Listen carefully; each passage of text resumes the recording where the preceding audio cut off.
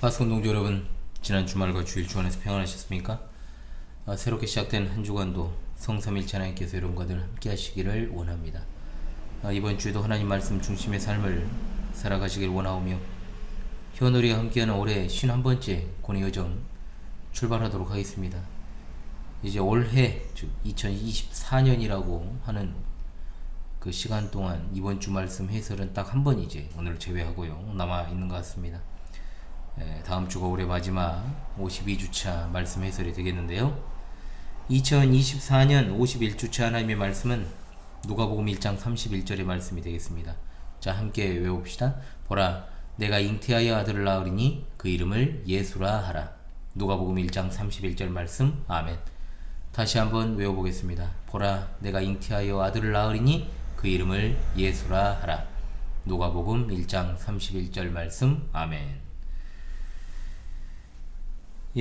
오늘은 예수님의 탄생 예고라는 제목으로 이번 주 말씀 해설을 진행하겠습니다. 먼저 해당 말씀이 들어있는 누가복음 1장 26절로 38절의 말씀을 제가 낭독하고 말씀 해설 진행하겠습니다. 누가복음 1장 26절로 38절입니다. 여섯째 달에 천사 가브리엘이 하나님의 보내심을 받아 갈릴리 나사렛이란 동네에 가서 다윗의 자손 요셉이라는 사람과 약혼한 처녀에게 이르니 그 처녀 이름은 마리아라. 그에게 들어가 이르되 은혜를 받은 자여 평안할지어다. 주께서 너와 함께 하시도다 하니 처녀가 그 말을 듣고 놀라 이런 인사가 어찌함인가 생각하매 천사가 이르되 마리아여 무서워하지 말라. 내가 하나님께 은혜를 입었느니라. 보라, 내가 잉태하여 아들을 낳으리니 그 이름을 예수라 하라. 그가 큰 자가 되고 지극히 높은 이신 이의 아들이라 일컬어질 것이요 주 하나님께서 그 조상 다윗의 왕위를 그에게 주시리니 영원히 야곱의 집을 왕으로 다스리실 것이며 그 나라가 무궁하리라. 마리아가 천사에게 말하되 나는 남자를 알지 못하니 어찌 일이 있으리이까. 천사가 대답하여 이르되 성령이 내게 임하시고 지극히 높으신 이의 능력이 너를 덮으시리니 이러므로 나실 바 거룩한 이는 하나님의 아들이라 일컬어지리라. 보라, 내 친족 엘리사벳도 늙어서 아들을 배었느니라. 본래 임신하지 못한다고 알려진 이가 이미 6달이 되었나니 대저 하나님의 모든 말씀은 능하지 못하심이 없느니라. 마리아가 이르되 주의 여종이오니 말씀대로 내게 이루어지이다 하매 천사가 떠나가니라. 아멘. 오늘은 주의 사자 가브리엘이 마리아를 방문해서 예수님의 탄생에 대한 예고를 하는 참으로 우리에게는 너무나도 기쁘고 복된 소식이 되는 말씀입니다.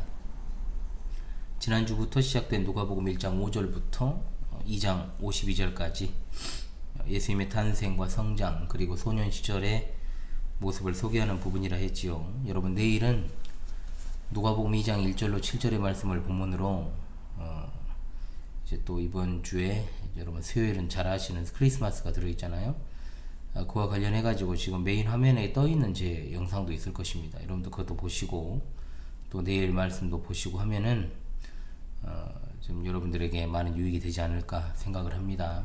자, 그래서 누가복음 2장 1절로 7절의 말씀에 대한 해설은 제가 이제 계속 이어서 하고 있기 때문에 하지 않고 내일 하면 패스해서 넘어갈 테니까 내일 이제 들으시면 되겠습니다. 자, 지난 시간의 말씀은 예수님의 길을 예비할 세례 요한의 출생 예고 그리고 그에 대한 성취에 관한 말씀이었고, 오늘 26절로 38절은 주인공 되시는 예수 그리스도의 탄생 예고에 관한 기사입니다. 이는 세례 요한의 출생보다 약 6개월 후에 주어진 것이죠. 이는 삼위일체 하나님의 제2위이신 성자 하나님께서 성령으로 말미암아 잉태하여 인간의 몸을 입고 이 땅 가운데 오시는 역사상 최대의 사건이 무르익어 가는 겁니다. 주께 사랑하신 우리 파스콘 동지들이요, 오늘 우리는 우리 주 예수 그리스도의 탄생 예고를 통해 사람이 되신 예수 그리스도로 말미암아 하나님의 은혜 언약 안에 있게 된 언약 백성으로서 마땅히 하나님께 대한 의무와 그리스도의 제자로서의 순종의 자세를 배우게 되는 은혜의 시간 될 수 있기를 간절히 바랍니다. 아멘. 첫째로 가브리엘 천사가 마리아를 방문하는 장면입니다. 가브리엘이 사가랴에게 하나님의 메시지를 전한 지 6개월의 시간이 흘러 가브리엘이 갈릴리 나사렛이란 동네에 가서 마리아라고 하는 처녀에게 하나님의 메시지를 전달합니다. 상태가 온전하지 않아서 이스라엘 지도를 보시면 알겠습니다만은 요셉이나 마리아의 고향이었던 갈릴리의 한 마을은 나사렛, 예루살렘으로부터는 상당히 멀리 떨어져 있는 외딴 곳입니다. 오히려 이곳은 무역로에 놓여 있었기 때문에 이방인 상인들과 로마 군인의 왕래가 잦았던 곳이다라고 할 수 있죠. 예수님은 베들레헴에서 태어나셨지만 나사렛에서 성장하셨습니다. 앞서 사가랴를 찾아왔던 가브리엘이 마리아라는 처녀를 방문했습니다. 처녀라는 말에 주목을 해야겠죠. 이사야 7장 14절의 예언의 성취이자 하나님께서 행하실 기적의 놀라운 역사를 우리에게 보여주시기 위한 장치이기 때문에 그렇습니다. 자, 옛날 유대에서는 보통 12살 이후에 약혼하고 1년 정도의 기간을 보낸 후 아내를 데려올 수 있었습니다. 그러므로 마리아는 무조건적으로 이제 12세가 넘은 상태로 볼 수 있고요. 약혼은 분명 결혼과 같은 법적 효력을 가지지만 그 기간은 순결의 기간으로 두고 육체적 관계를 맺지 않는 시기가 되겠습니다. 특별히 여기서 강조된 건 다윗의 자손 요셉이라는 말인데, 자, 이 말은 다윗 계보 출신의 요셉이라고 번역이 가능합니다.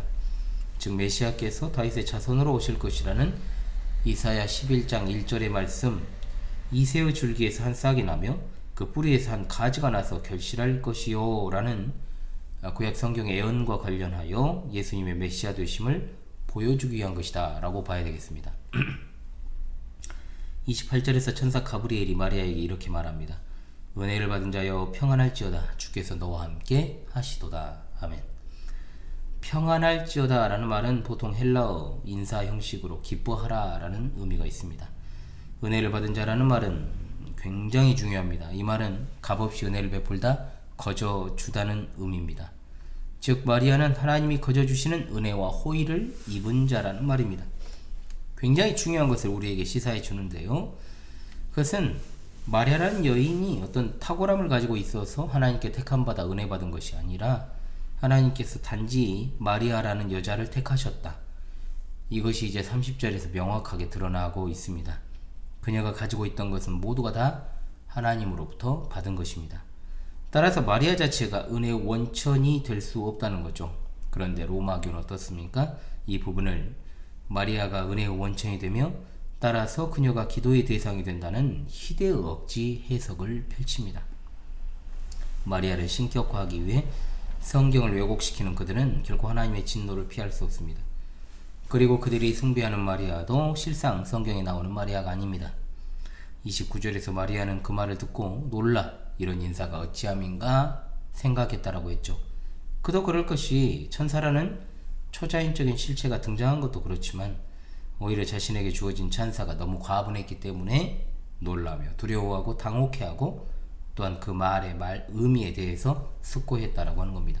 자, 마리아의 정체에 대해서는 제가 파밤 때 이야기를 드리겠습니다.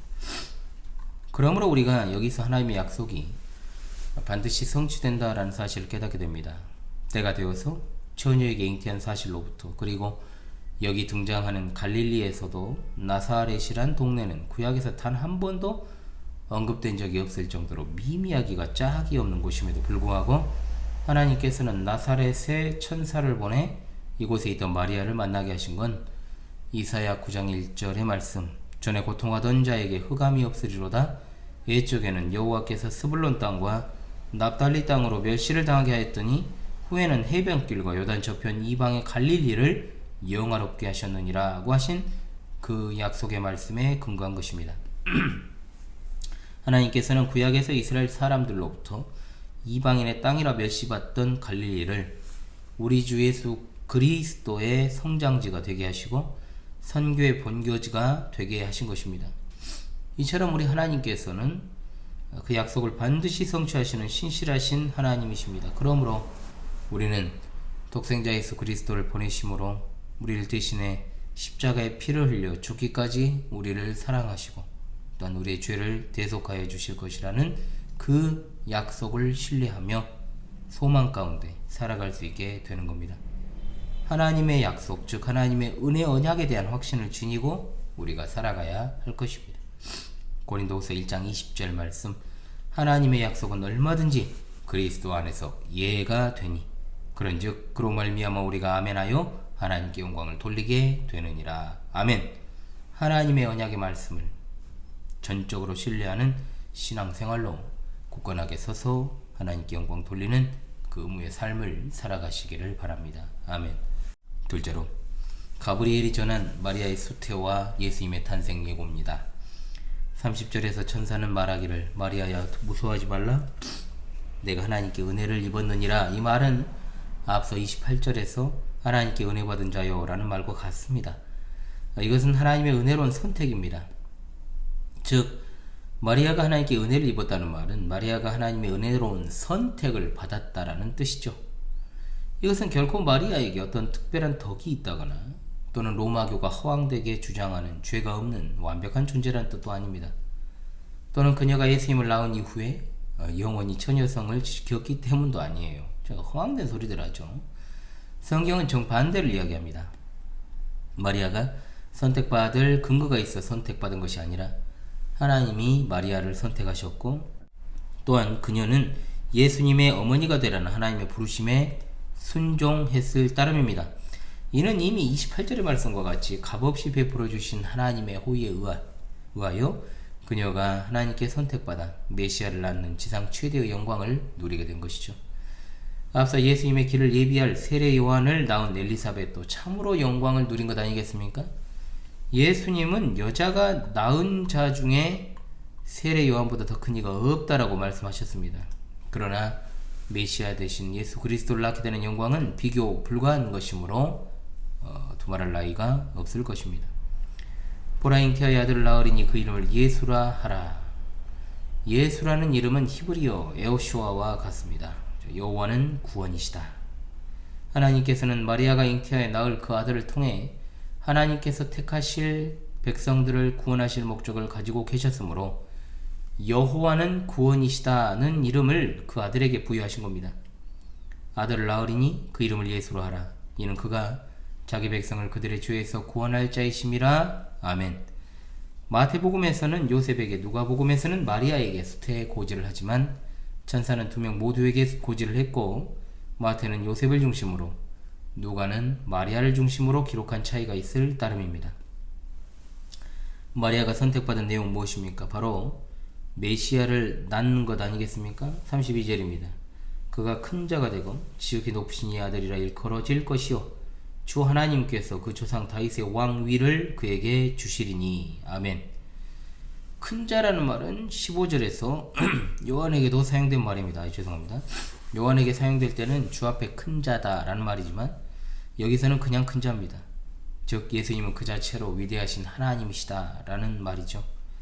그리고 지극히 높으신 이 아들이라 일컬어진다라고 했는데, 이 말은 성경에서 하나님의 아들을 가리키기 위해 사용된 표현입니다.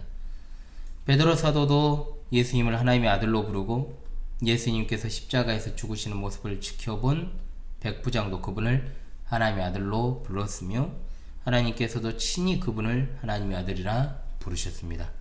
하나님의 아들로 불릴 수 있는 자는 오직 예수님 뿐이시고 성도나 천사들도 그렇게 불릴 수 없습니다. 또한 그 조상 다윗의 왕위를 그에게 주신다고 했습니다. 다윗의 자손이라는 말은 그 당시 메시아의 칭호였죠. 다윗은 평생토록 전쟁터를 누빈 싸움에 능한 무장이었음을 우리는 압니다. 따라서 이 말은 오실 예수님께서 정치적 군사적 메시아로 오해할 수 있게 되는 것이었지만, 누가복음의 1차 독자층이 누구라고요? 유대인이 아니라 이방인들이기 때문에 이것은 그다지 문제가 될 것이 없었다는 겁니다. 또한 구약 성경의 많은 예언이 다윗의 나라가 곧 그리스도의 모형이었다는 것을 보여줍니다. 그러므로 예수님이 다스리실 나라는 세상 나라가 아니라 영적인 나라요, 영적인 왕국입니다. 그 다음 구절에 명확해집니다. 33절에 영원히 야곱의 집을 왕으로 다스리시며 그 나라가 무궁하리라 하였습니다. 야곱의 집이라는 말은 물론 좁은 의미에서 야곱의 혈통 안에 있는 12지파 이스라엘을 가리키지만, 넓은 의미에서는 영적인 이스라엘이라고 할 수 있는 곧 예수 그리스도를 믿는 모든 성도를 가리키는 말이죠. 예수님께서는 눈에 보이는 왕국이 아니라 영적으로 만왕의 왕이십니다. 그 나라가 무궁하다는 것도 예수님께서 다스릴 왕국의 특성을 잘 보여주는 겁니다. 인류 역사상 그 어떤 강력한 나라도 무궁한 나라가 없었습니다. 그리고 앞으로도 없을 것입니다. 그러나 그리스도께서 다스리시는 하나님의 나라는 영원하며 무궁한 줄을 믿습니다. 아멘. 우리는 이 부분을 통해서 두 가지의 귀한 가르침을 받게 됩니다. 첫째, 죄인들을 구원하실 수 있는 오직 예수 그리스도시라는 사실과, 둘째, 예수님을 따르는 자는 예수님처럼 살아가야 된다는 겁니다. 예수라는 이름의 의미는 그야말로 우리에게 소망이 됩니다. 여호와는 구원이시다. 자기 백성을 그들의 죄에서 구원할 자이신 그분을 믿는 것 외에 다른 방법으로는 우리가 죄 사함을 받아 의롭게 될 수 없고 또한 깨끗함을 입을 수 없습니다. 다른 이로서는 구원을 받을 수 없나니 천하 사람 중에 구원을 받을 만한 다른 이름을 우리에게 주신 일이 없음이라 하였더라. 아멘. 예수님은 죄의 문제를 해결하시기 위해 이 땅에 오셨습니다. 세상에는 너무나도 많은 자연종교와 그리고 수많은 헛된 신앙의 대상들이 차고 넘치지만 우리에게 영생을 주실 분은 오직 예수 그리스도 외에 한 분밖에 없습니다. 길이요 진리요 생명이 되시는 예수님은 나로 말미암지 않고는 아버지께로 올 자가 없다라고 분명하게 말씀하십니다. 이 사실을 여러분 다시금 믿고 말세지 말에 수많은 미혹과 유혹을 이기고 오직 예수 그리스도의 신앙으로 살아가시는 우리 동지들 다 되시길 바랍니다. 또한 우리는 예수님을 믿을 뿐만 아니라 예수님의 제자입니다. 예수님을 영접한 사람들은 모두가 다 예수님의 제자입니다. 제자라 함은 스승이 걸어간 길을 따라가는 자입니다. 우리 예수님이 어떤 길을 가셨습니까? 하나님 아버지의 뜻에 죽기까지 복종하시는 그 길을 가셨습니다. 그러므로 하늘에 있는 자들과 땅에 있는 자들과 땅 아래에 있는 자들로 모든 무릎을 예수님의 이름에 꿇게 하시고 모든 입으로 예수 그리스도를 주라 시인하여 하나님 아버지께 영광을 돌리게 하신 것입니다. 그러므로 마땅히 예수 그리스도로 말미암아 의롭게 되고 또한 영생을 선물로 받아 누리게 된 우리가 육신의 안위만 돌보며 무사 태평하게 살아가는 삶을 허락받지 않았다는 걸 잊지 마십시오. 예수님을 믿는다는 건 예수님을 따라가는 삶을 의미합니다. 자신의 육신을 돌보는 사람은 결코 예수 그리스도의 영광에 참여할 수 없습니다. 예수님의 제자는 그리스도의 고난에 참여하고 그리스도를 본받아 사랑과 희생의 삶을 살아가는 자들입니다. 디모데후서 1장 8절 복음과 함께 고난을 받으라고 말씀하고 베드로 사도는 말하기를 너희가 그리스도의 이름으로 치욕을 당하면 복 있는 자로다. 영광의 영 곧 하나님의 영이 너희 위에 계심이라고 하였습니다. 그러면서 그리스도인이 고난받으면 부끄러워하지 말고 도리어 그 이름으로 하나님께 영광 돌리라. 아멘. 자, 사랑하는 주께 사랑하시는 우리 파수꾼 동지들이요, 예수님의 뒤를 따라 살아가는 아름다운 삶을 살아내시기 바랍니다. 자녀이면 또한 상속자 곧 하나님의 상속자요 그리스도와 함께한 상속자니 우리가 그와 함께 영광을 받기 위하여 고난도 함께 받아야 할 것이니라. 아멘. 주님의 제자에게 고난은 고통의 길이 아닙니다. 영광으로 가는 레드카펫임을 여러분 결코 잊지 마시기 바랍니다. 아멘. 크락션을 엄청나게 눌러댑니다. 셋째로 성령으로 말미암아 잉태되실 예수님과 이에 순종하는 마리아의 모습이 등장합니다. 34절에 마리아는 이와 같은 엄청난 천사 가브리엘의 말에 반응하며 이렇게 말합니다. 나는 남자를 알지 못하니 어찌 일이 있으리까. 자, 이 표현 자체를 갖다가 마리아의 불신앙적 표현인가 이렇게 보기에는 좀 무리가 있습니다. 사가랴는 천사의 말을 의심했고 그 볼로 일시적으로 말을 하지 못하게 되었던 것을 우리가 지난 시간에 봤죠. 그러나 사가랴는 이스라엘 백성을 지도하는 제사장의 위치에 있던 사람이기 때문에 그의 말은 곧 불신앙을 드러내는 것이었지만 지금 마리아는 10대 초반의 어린 나이의 소녀로 과거로부터 약혼 상태에 있는 지금까지 남자를 전혀 가까이 해본 적이 없는 처녀였다라는 사실과 동시에 이것은 예수님께서 동정녀로부터 탄생하신다는 사실을 강조하는 것이기도 합니다. 그런데 로마교는 이 부분을 통해 마리아가 평생토록 남자를 알지 않기로 결심하는 동정녀 서원을 한 것이다. 뭐 이런 것들이 다 있을까요? 이런 상식 밖에 어처구니 없는 주장을 합니다. 이스라엘 중에는 그런 서원을 하는 사례도 없었을 뿐더러 오히려 유대 사회에서 자녀가 없는 것이 큰 수치이므로 그런 서원을 10대 초반의 소녀가 할 일도 없고 또한 약혼한 상태에서 그런 서원을 했다는 것 자체가 남편 요셉을 갖다가 아주 그냥 우롱한 것이 되어버리는데, 결혼을 앞둔 소녀가 그런 어처구니 없는 서원을 했다고 우리가 믿을 근거는 어디에도 없습니다. 단지 마리아는 자연의 순리를 벗어나는 그런 일이 어떻게 내게 일어날 수 있는가? 이런 생각에 더 알고 싶은 마음으로 이런 말을 한 것임에 틀림없다 이 말입니다. 이 말에 천사는 답하기를 성령이 내게 임하시고 지극히 높으신 이의 능력이 너를 덮으시리니 이러므로 나실 바 거룩한 이는 하나님의 아들이라 일컬어지리라. 아멘. 예수님은 육체적인 방법이 아니라 전적으로 성령을 통한 하나님의 사역으로 이 세상에 오셨습니다. 성령과 지극히 높으신 이의 능력은 생명을 부여하시는 하나님의 창조의 능력을 나타내는 똑같은 표현이다라고 할 수 있습니다. 특별히 여기서 주목할 단어는 무엇이냐? 너를 덮으시리니에 덮답니다. 덮다. 덮다라고 번역된 이 말은 그늘을 지우다, 역사하다 라는 뜻입니다. 구약 성경에서 우리가 너무나 잘 아는 하나님의 임재의 상징, 이 구름이 성막을 덮었지 않습니까? 이 단어가 사용되었습니다.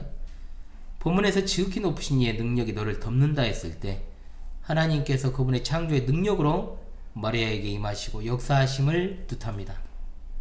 하나님은 생명을 잉태하게 하시는 창조의 능력으로 마리아의 자궁에 생명이 생겨나게 하심으로 예수 그리스도를 동정녀의 몸에서 나게 하신 것입니다. 전에도 한번 제가 말씀드린 적이 있습니다만 유럽이나 미국의 70% 이상의 많은 목회자나 신학자들은 예수님의 동정녀 탄생을 믿지 않습니다. 어떤 이들은 이 성경의 진리를 공격하려고 이것이 다른 이방 문화에서 건너온 것이다 라고 주장하기도 합니다. 그러나 실제로 어떤 고대 이방의 이야기나 신화 속에서도 이런 식의 이야기는 나오지도 않아요. 즉 남녀의 결합 없이 임신하여 아이를 낳게 된다는 거 어디에도 없다는 겁니다. 허황된 그리스 신화, 여기에 나오는 반신반인들이 많이 있죠. 그런데 이것들도 다 어떻게 태어난 것들이에요? 다 신과 인간의 성적 결합을 통해서 태어난 이들입니다. 수메르의 길가메시, 그리고 그리스의 헤라클레스, 페르세우스, 다 그런 류의 어떤 소위 반신반인들이죠. 한반도에는 그러면 이게 반신반인을 숭배하는 반신반인교가 없을까요? 있습니다, 여러분. 어떤 인물을 추종하는 세력들이 그냥 단순한 팬클럽인지 종교인지 알 수 있는 척도가 세 가지입니다. 첫 번째, 그 인물이 세상에 구원을 가져왔다고 주장한다. 이거는 여러분 종교입니다. 두 번째, 그 인물이 태어난 날과 죽은 날을 기념하는 탄신제와 추모제를 드린다. 이건 종교입니다. 셋째, 그 인물의 후손을 그 인물과 동일시하여 섬긴다. 이건 종교입니다. 자, 그러므로 여러분, 북괴, 즉 김일성 3대 세습은 정치체제가 아니라 하나의 종교라고 볼 수 있고, 실제로 종교학에서는 종교로 이 주체 사상을 갖다가 이 종교로 이제 컬트 집단으로 분류를 하죠. 어찌됐든 이것이 이제 고대 이야기가 아니잖아요. 21세기 한반도의 북부 지역에서 벌어지는 이야기입니다. 그런데 저것들이 아직까지도 우리 민족이니 동포니 하면서 긍정적인 생각을 가지고 있는 자들이 얼마나 정신없고 그런 것들한테 밀무역을 하고 또 어떤 돈을 송금하고 하는 것들은 절대로 이 나라의 정치 지도자가 되어서는 안 되겠죠. 그런 생각을 못 하시면 안 돼요, 여러분. 다른 걸 다 떠나서. 그런 생각도 바뀌어 있지 않다면 대한민국 국민의 자격이 없는 거죠. 자, 반신반인 이야기 하니까 생각이 나서 드린 말씀이니까 오해는 없으시기 바라고. 자, 얼마나 이게 정신없고 위태롭게 만드는 자들이냐. 적을 이롭게 하는 자들이 어떻게 우리의 편입니까? 그렇잖아요? 우리가 어처구니 없는 현실을 지금 살아가고 있다는 겁니다. 어찌되었든 기독교 외에는 처녀가 남녀의 결합 없이 잉태하는 개념이 없습니다. 하나님께서는 죄가 없으시면서 완전한 인간이어야 하는 그 구속주로서의 자격을 충족시키기 위해 예수 그리스도를 남녀 관계가 아니라 성령을 통한 동정녀 잉태의 방법으로 이 땅에 보내셨음을 우리는 믿습니다. 이것이 바로 예수님의 탄생의 신비 중에 신비라고 할 수 있는 것이죠. 우리는 그것을 곧 성령으로 말미암아 믿게 되는 겁니다. 아멘. 마리아를 통해 태어나신 아들은 하나님의 아들이십니다. 하나님의 아들이 바로 메시아의 칭호입니다. 이 세상에 오시는 예수님은 성부 하나님의 모든 능력과 권세를 소유하시고 철저하게 그분과 함께 할 것임을 이 칭호를 통해 보여줍니다. 그러면서 천사 가브리엘은 하나님께는 능치 못할 것이 없다는 것을 강조하려고 마리아가 잘 아는 친족 엘리사벳의 사례를 이야기해 주죠. 마리아와 엘리사벳이 어떤 친족의 관계인지는 정확히 알 수가 없습니다. 엘리사벳은 레위지파고 마리아는 유다지파이기 때문에 아마도 조상들 간의 혼인관계로 이루어진 친족이 아닐까 할 수 있지만 정확히는 모릅니다. 본래 임신하지 못한다고 알려진 이가 이미 6달이 되었다. 여기 임신하지 못한다는 헬라어는 생식 기능이 정지되어 인간의 힘으로는 도저히 임신할 수 없는 상태를 가리키는 단어입니다. 즉 보통의 상식을 가진 사람들이라면 누구나 엘리사벳은 임신할 수 없다라고 여겼다는 겁니다. 창세기 21장 7절에서 사라의 고백이 나오죠. 사라가 자식들을 전 먹이겠다고 누가 아브라함에게 말하였으리오마는 이라는 말과 뜻을 같이 합니다. 나이가 많아가지고 도저히 임신 불가능의 상태에 있는 자들도 잉태하게 하셨는데 받기 시끄러워요. 어찌 처녀인 마리아로 잉태하게 하지 못하시겠는가? 이 사실을 강조하기 위해 엘리사벳에게 일어난 일을 마리아에게 말한 것입니다. 즉 어린 그녀에게 의지할 수 있는 사람, 그것도 예수님의 길을 먼저 예비하고 또한 친족인 엘리사벳을 소개해 주신 것이죠. 그러면서 대저 하나님의 모든 말씀은 능하지 못하심이 없느니라. 예수님께서도 마태복음 19장 26절 예수께서 그들을 보시며 이르시되 사람으로는 할 수 없으나 하나님으로서는 다 하실 수 있느니라. 동일한 내용이 마가복음 10장 27절에 나옵니다. 하나님께 불가능한 일이 없다는 것을 증명하려고 굳이 성경 본문을 많이 소개할 필요가 없죠. 여기 말씀은 생생한 목소리로 선포된, 즉 예수님의 탄생에 관한 모든 말씀을 의미하고 이러한 예언이 마치 생생한 목소리로 선포되는 것처럼 묘사하고 있는 것입니다. 우리 하나님은 진정으로 하고자 하시는 일들을 다 하실 수 있는 분이십니다. 마지막 절에 마리아의 대답을 보십시오. 문자 그대로 순수하게 믿는 마리아의 신앙을 보여주고 있습니다. 예전 개혁 성경은 계집종이라고 되어 있고 개혁 개정판에서는 그냥 여종으로 되어 있습니다. 자, 그렇다면 원어는 무슨 의미일까요?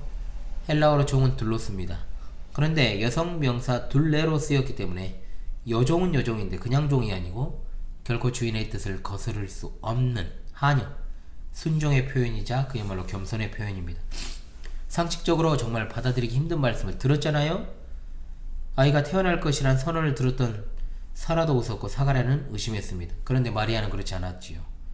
이것이 바로 마리아의 칭찬할 점이 되는 겁니다. 만약에 칭찬한다면, 물론 하나님께서 우리 주 예수 그리스도를 잉태하여 출산할 여인이 경박하고 네 가지도 없고 건방진 여자를 택하셨겠어요? 그런데 로마교는 또 여기서 어처구니없는 주장을 펼칩니다. 주의 여종이라는 말을 하늘의 여왕을 가리키는 말이라고, 또 뭐 이런 것들이 다 있을까요? 진짜 역지 해석을 하는 거예요. 여러분 어디를 봐서 여기 하늘의 여왕이라는 문구가 나올 수 있고 이걸 갖다 그런 식으로 해석할 수 있습니까?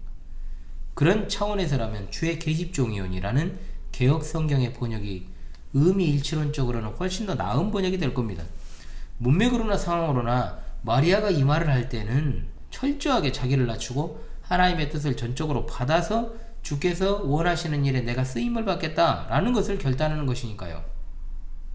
근데 먼 놈의 하늘의 여왕을 운운할 수 있어요. 38절 끝부분의 말씀대로 내게 이루어지이다 라고 했잖아요. 무에서 유를 창조하신 하나님이 보증하신 말씀을 그대로 믿고 이루어지길 바라는 아주 훌륭한 신앙을 우리가 여기서 발견하게 되는 것 외에 다른 해석은 금물이다 이 말입니다. 그러므로 우리는 참으로 중요한 교훈 두 가지를 바라볼 수 있어야 됩니다. 예수님의 잉태 과정을 통해 그분은 참으로 죄와는 상관이 없으신 분이시라는 것. 또 하나 뭐냐? 우리는 참으로 순전한 신앙을 가지고 살아가야 된다. 죄인은 죄인을 구해줄 수 없습니다. 자기 죄 해결하기도 어렵습니다. 감옥에 있는 자가 어찌 감옥에 있는 자를 구출합니까? 또한 죄인을 위해 어떻게 대신 갚아줍니까? 가능한 것은 뭐밖에 없습니까?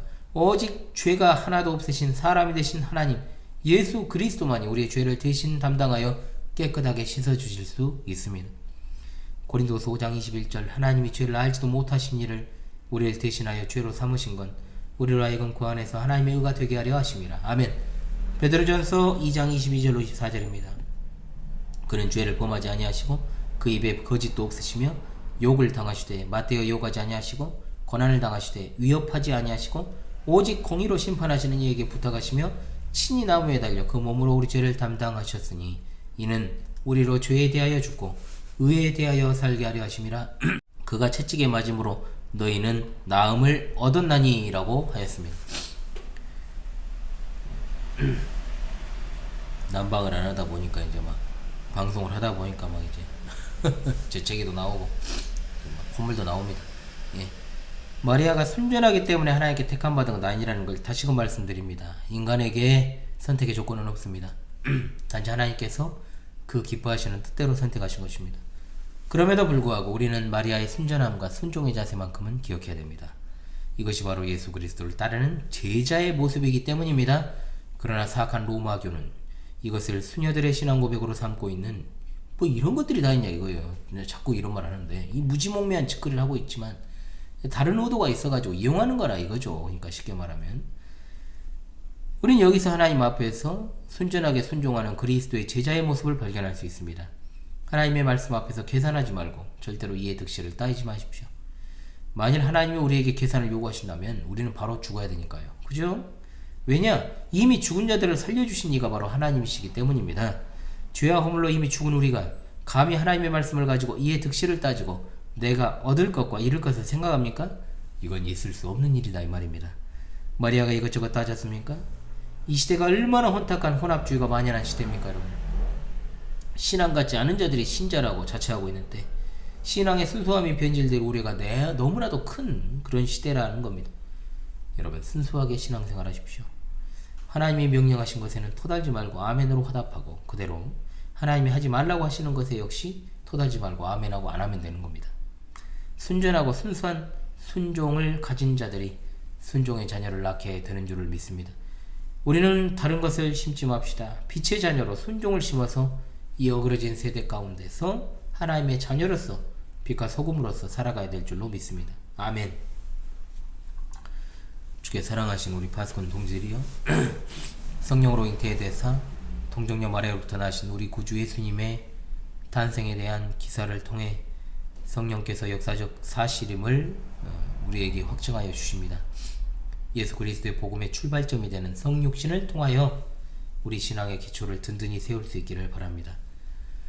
공교롭게도 이번 주는 고대에는 태양신 미트라의 기념일이었고 현대에는 성육신의 의미가 퇴색된 세상절기 크리스마스가 들어있는 주인데 또 이번 주 한 말씀 해설이 우리 예수님의 탄생과 관련한 말씀이었네요.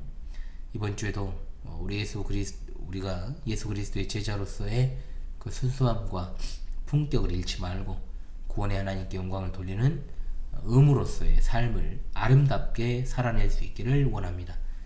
다시금 이번 주 하나님 말씀 외우며 힘차게 12월 넷째 주 시작하도록 하겠습니다.